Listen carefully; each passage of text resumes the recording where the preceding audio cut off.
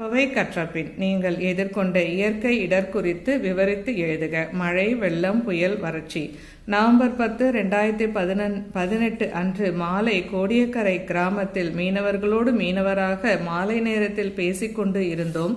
இரவில் புயல் கரையை கடக்கும் என்று வானொலியில் அறிவிப்பு கூறினார்கள். ஆனால் அதற்கான ஓர் அறிகுறியும் தென்படவில்லை. புயலாவது மண்ணாங்கட்டியாவது என்று நாங்கள் மகிழ்ச்சியாக பேசிக்கொண்டே நடந்து வந்தோம். இரவு உணவை மகிழ்வாக உண்டுவிட்டு உறங்கச் சென்றோம். இரவு 11:30 மணி இருக்கும். அதிபயங்கர காற்று வீசத் தொடங்கியது. மரங்கள் எல்லாம் மடமடவென விழுந்தன. என் வீட்டின் மேலே பெரிய மரங்கள் சாய்ந்தன. 2 அறைகள் சுவரோடு கீழே சாய்ந்தன. நான் உயிர் பிழைப்பேனா என்று அச்சத்துடன் நடுநடுங்கிக் கொண்டிருந்தேன். காற்றும் அடர்மழையும் 1 மணி நேரம் தொடர்ந்து பெய்தது.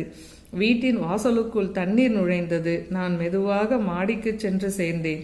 எங்கு பார்த்தாலும் தண்ணீர். நின்ற மரங்கள் எல்லாம் கீழே சாய்ந்து கிடந்தன. 1 மணி நேரம் கோர தாண்டவத்தில் போன உயிர் திரும்பவும் வந்தது.